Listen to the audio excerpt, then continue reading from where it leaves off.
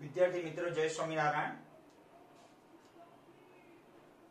હવે તમને સંયોજનની અંદર રહેલા તત્વોની ટકાવારી ગણવામાં કોઈ તકલીફ નહીં પડે એવું હું માનું છું.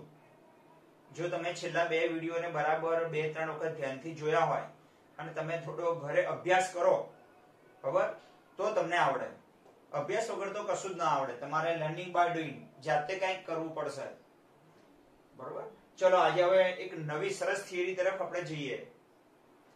આ થિયરીનું નામ છે કોઈ પણ સંયોજનનું અણુસૂત્ર કેવી રીતે નક્કી કરવું. હવે આપણે જાણીએ છીએ કે અણુસૂત્ર પાણીનું અણુસૂત્ર H2O, સલ્ફ્યુરિક એસિડનું અણુસૂત્ર H2SO4, એમોનિયાનું અણુસૂત્ર NH3, હાઇડ્રોક્લોરિક એસિડનું HCl. ઓકે, આ બધા 25 તો તમને આવડે જ છે એમ માનીને હું ચાલુ છું. તો આ બધા અણુસૂત્રો, ગ્લુકોઝનું C6H12O6, તો બધા અણુસૂત્રો કેવી રીતે નક્કી થતા હશે? વૈજ્ઞાનિકો બધા અણુસૂત્રો કેવી રીતે નક્કી કરતા હશે? ને એક એક્ઝામ્પલ તમારી સામે મૂકું છું કે તમને એક દાખલો તો આ એક્ઝામમાં અણુસૂત્રો શોધવાનો હશે ને હશે એટલું માની ચાલો તમે. એટલે આ શીખવું બહુ જરૂરી છે. હવે બે એક્ઝામ્પલ ગણાઈશ આપણી મર્યાદાને ધ્યાનમાં રાખીને, કે વધારે એક્ઝામ્પલ ગણાવવા મારા માટે અત્યારે શક્ય નથી ઓનલાઈન. પહેલું એક્ઝામ્પલ છે એની અંદર લગભગ બધું આવરી લઉં છું અને થોડું જે રહી જાય છે ને એ બીજા એક્ઝામ્પલમાં કવર કરીશું જે તમારા ચોપડીની અંદર આપેલું છે. ઓકે, પહેલું એક્ઝામ્પલ ગણવાનો પ્રયત્ન કરીએ આપણે કે એક્ઝામ્પલમાં હંમેશા તમને એક રકમ આપી હશે આવી કે કોઈ પદાર્થ હોય, એક કાર્બનિક પદાર્થમાં કાર્બન, હાઇડ્રોજન અને નાઇટ્રોજન. કયા કયા તત્વો છે? કાર્બન, હાઇડ્રોજન અને નાઇટ્રોજન. તો આ તત્વો આવો તમારે કોષ્ટક બનાવવાનું. ઓકે, એમને ટકાવારી આપી જો 62.07, 10.34 અને 14 છે અને એ સંયોજનની બાષ્પ ઘનતા આપી છે. તો સંયોજનનું પ્રમાણ સૂચક સૂત્ર તથા અણુસૂત્ર નક્કી કરો. ઓકે, ખબર પડી ગઈ? બોલો શું આપી છે? તત્વો આપે છે. કયા કયા તત્વો છે? તો એને કહ્યું છે અંદર લખ્યું છે કાર્બન, હાઇડ્રોજન અને નાઇટ્રોજન તત્વ છે. એમની ટકાવારી આપી છે. તો જે આપી છે એ તો લખી નાખીએ આપણે.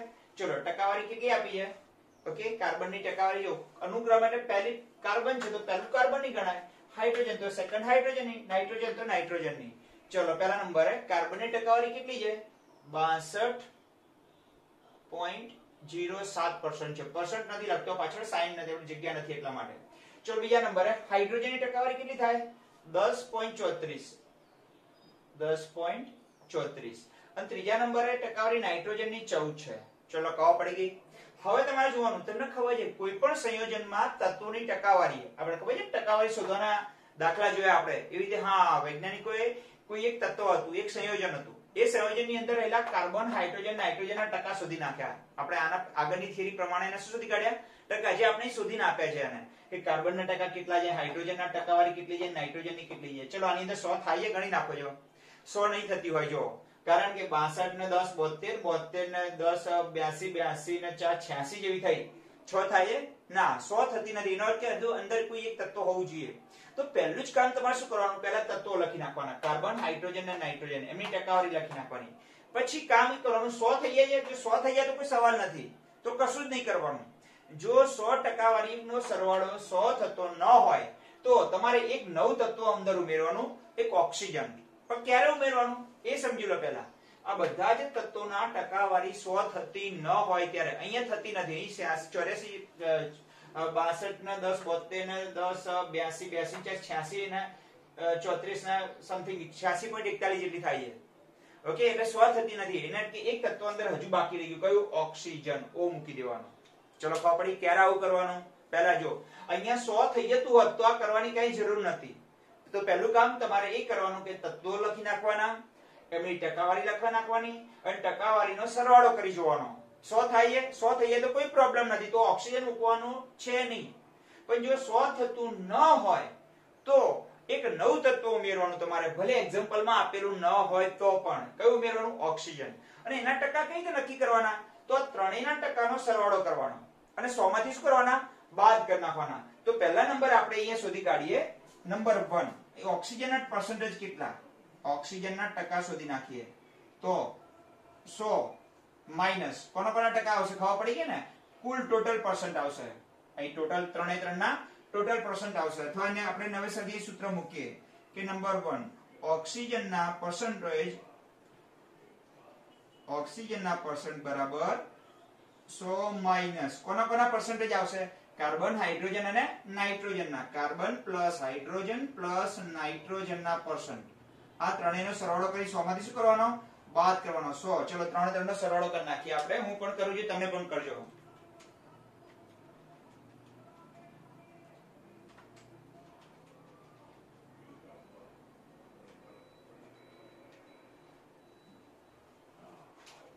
કેટલો આવે છે? 86.41. ચલો એને 100 માંથી બાદ કરી દઈએ. 13.59% આયા. તો કોના આવી ગયા? ઓક્સિજનના પરસેન્ટેજ આવી ગયા. ઓકે, અહીં કેટલા આયા? 13.59. ચલો આ કામ ફાવશે કે નહીં ફાવે? ફાવે ને? આવું ક્યારે કરવાનું? આ કાર્બન, હાઇડ્રોજન અને નાઇટ્રોજનનો ટકાવારી 100 થતી ન હોય તો એની અંદર એક નવું તત્વ ઉમેરવાનું. કયું? ઓક્સિજન. પણ જો 100 થઈ જતી હોય તો આ કામ કરવાનું નહીં. આ ત્રણેયના ટકા 100 થઈ જતા હોય તો ઓક્સિજન ઉમેરવાનું નહીં. હાલ થાય ના નથી થતા. તો ઓક્સિજનના ટકા શોધવા માટે આગળના કાર્બન, હાઇડ્રોજન, નાઇટ્રોજનના ટકામાંથી 100 માંથી એને બાદ કરીએ એટલે કોના ટકા મળી ગયા આપણને? ઓક્સિજનના ટકાવારી મળી ગઈ. ઓકે, હવે બીજા નંબરે ત્રીજો નંબરનું કોલમ છે દરેક તત્વનું પરમાણ્વીય દળ. એ તો તમને આવડે જ છે. ચલો, કાર્બનનું પરમાણ્વીય દળ 12, હાઇડ્રોજનનું પરમાણ્વીય દળ 1, નાઇટ્રોજનનું પરમાણ્વીય દળ 14 અને ઓક્સિજનનું પરમાણ્વીય દળ 16. ચલો મૂકી દીધું. હવે ત્રીજા નંબરે પરમાણુની સંખ્યા અથવા મોલ ગુણોત્તર પણ નામે ઓળખાવામાં આવે છે. પરમાણુ સંખ્યા કહો તો ચાલે અને અહીંયા મોલ ગુણોત્તર લખો તોય ચાલે.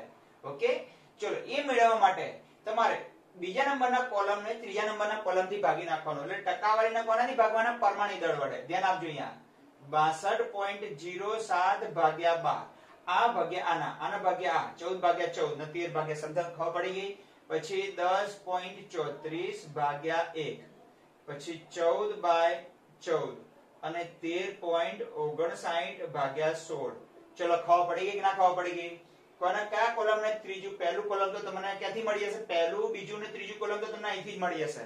ચલો ખબર પડી ગઈ કે દરેક કયા કયા તત્વો છે, એની ટકાવારી કેટલી છે ને એના પરમાણુ દળ. તો ચોથું કોલમ મેળવવા માટે તમારે શું કરવાનું? એ તત્વના ટકાવારીને કોના વડે ભાગી નાખવાના? પરમાણુ દળ વડે. એટલે પરમાણુ સંખ્યા અથવા મોલ ગુણોત્તર તમને મળશે. ઓકે, અહીંયા તો તમને ખબર 14 ભાગ્યા 14 એટલે કેટલો જવાબ આવે? 1. 10.34 ભાગ્યા 1 કરો એટલે કેટલો જવાબ આવે? 10.34. ઓકે, અને આ બેનો આપણે ભાગાકાર શું કરી લઈએ? કરી નાખીએ. ઓકે,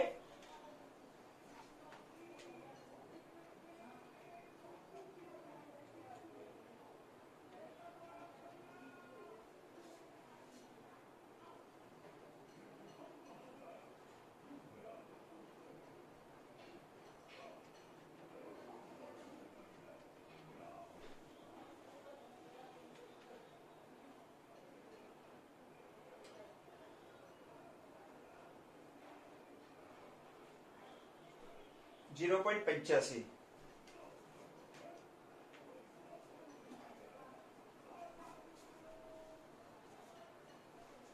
ચલો આપણે મળી ગયું. હવે તમારે સાદો ગુણોત્તર મેળવવા માટે શું કરવાનું? આજે નવું જે ચોથું કોલમ આવે એના પરથી પાંચમું કોલમ મળવાનું. ચલો ચોથું કોલમ કેવી રીતે બનાવવાનું? બીજા કોલમને ત્રીજા કોલમથી ભાગી નાખીએ એટલે આપણે કયું કોલમ મળે? ચોથું કોલમ મળી જાય. ઓકે, હવે એના પછીનું કોલમ મેળવવા માટે જે ચોથું કોલમ છે એમાં સૌથી નાની સંખ્યા કઈ છે? જો આ 5.17, આ 10.34, આ 1 અને 0.85 છે. એમાંથી સૌથી નાની કઈ? 0.85 થઈ. એના વડે બધાને ભાગી નાખો. ઓકે, એનો અર્થ શું થયો? અહીં લખી નાખવાના 5.17. જો થોડું નાના અક્ષરથી લખું છું, 5.17 ભાગ્યા 0.85, પછી 10.34 ભાગ્યા 0.85, પછી 1 ભાગ્યા 0.85 અને 0.85 ભાગ્યા 0.85. ખબર પડી ગઈ? આમાં ચારે ચાર ચોથા કોલમમાં પરમાણુની સંખ્યા છે તો એને મોલ ગુણોત્તર પણ કહેવાય છે. એમાં જે સૌથી નાનામાં નાની સંખ્યા હોય એના વડે આ બધી સંખ્યાને ભાગી નાખવાની અને જે જવાબ આવે એનો એ બનશે આપણું 5મા નંબરનું સાદો ગુણોત્તર મળી જશે આપણને. ઓકે, ચલો અહીં તો જવાબ કેટલો આવશે? ખાલી 1 આવશે. બાકીના બધા જવાબ આપણે શોધી કાઢીએ.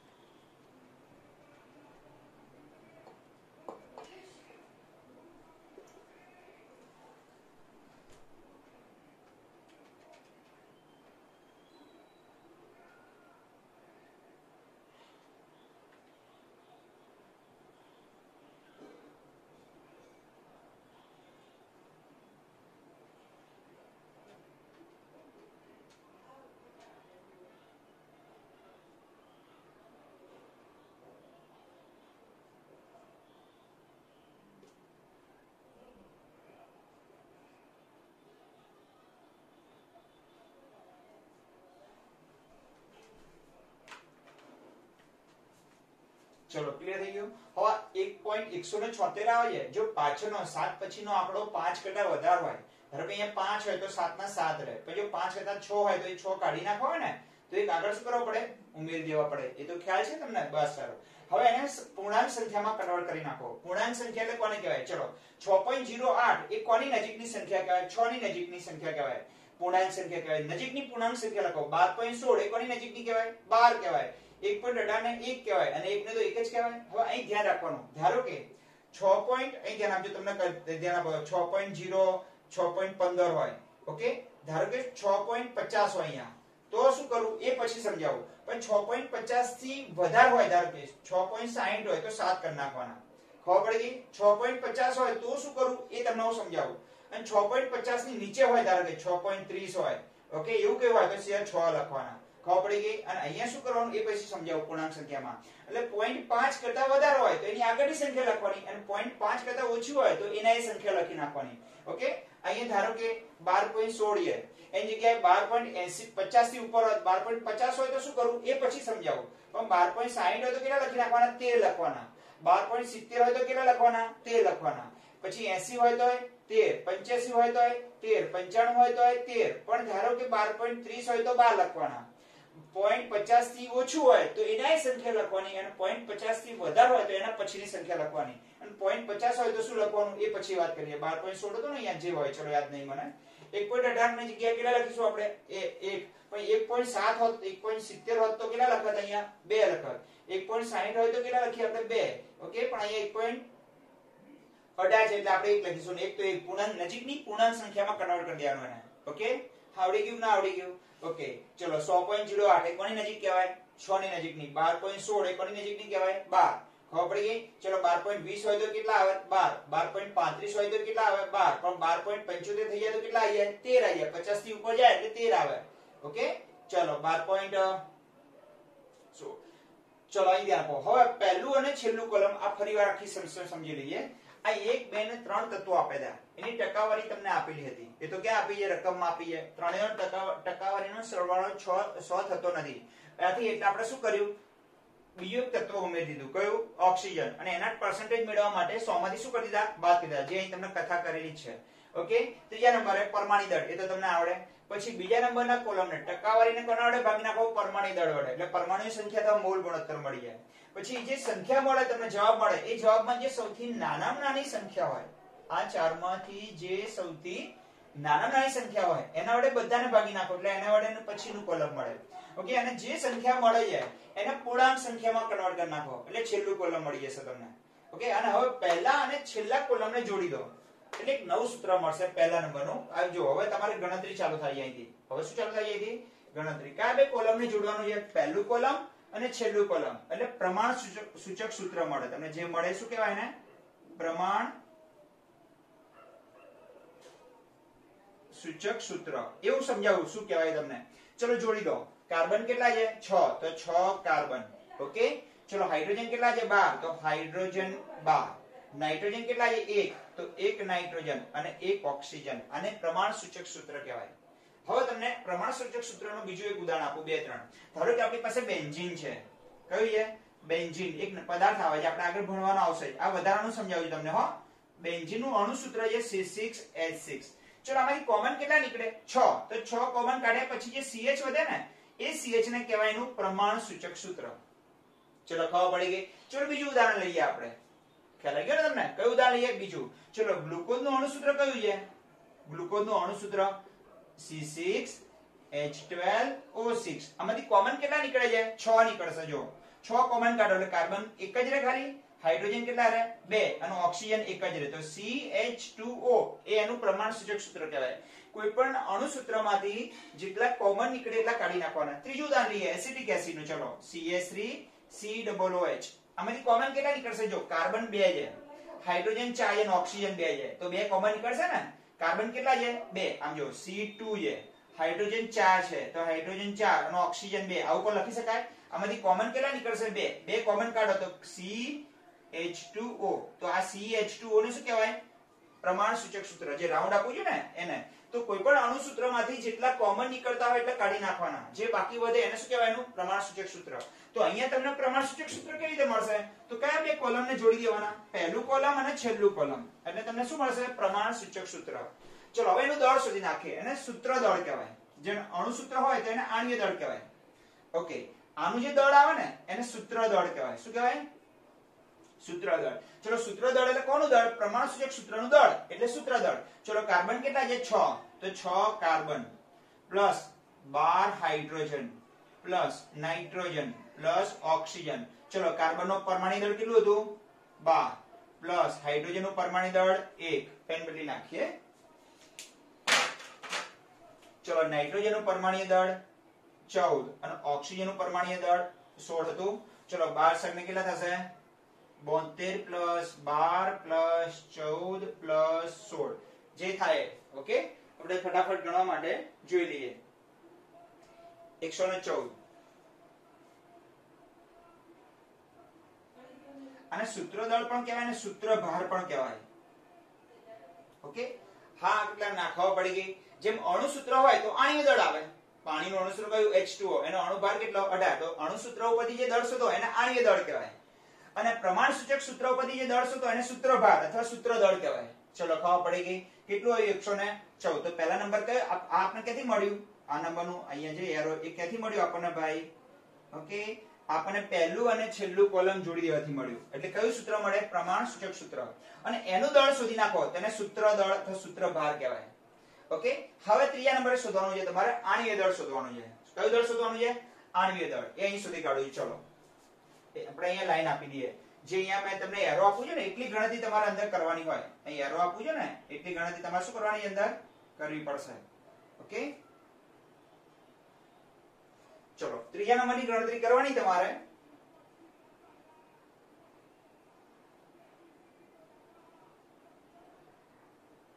આણ્વીય દળ શોધવાનું.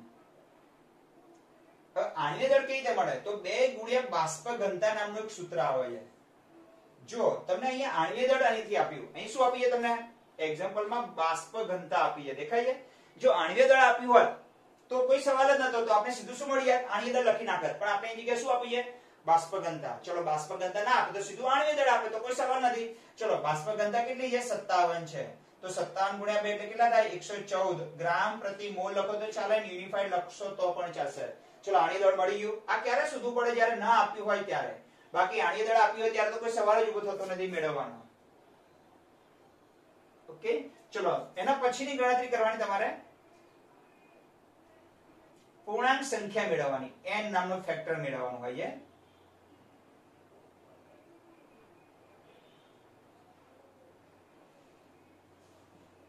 પૂર્ણાંક સંખ્યા મેળવવાની. પૂર્ણાંક સંખ્યા મેળવવા માટે શું કરવાનું? ઓકે, તો બે દળ આપણી પાસે આવ્યા. જો કયું દળ આવ્યું? આણ્વીય દળ અને આ સૂત્ર દળ. તો આણ્વીય દળ અપન સૂત્ર દળ કરી દેવાનું. આણ્વીય દળ અપન સૂત્ર દળ. ચલો આણ્વીય દળ પણ 114 અને સૂત્ર દળ પણ કેટલું છે? 114 છે. એટલે જવાબ કેટલો આવશે? ફેક્ટર n બરાબર. અને પૂર્ણાંક સંખ્યા n કહેવાય છે. જવાબ કેટલો આવશે? 1 આવશે. ચલો n બરાબર કેટલા મળી ગયા? 1. પૂર્ણાંક સંખ્યા n મેળવી આપણે. ઓકે, અને એના પછી છેલ્લું ગણતરી બાકી રહી છે અણુસૂત્ર મેળવવાનું.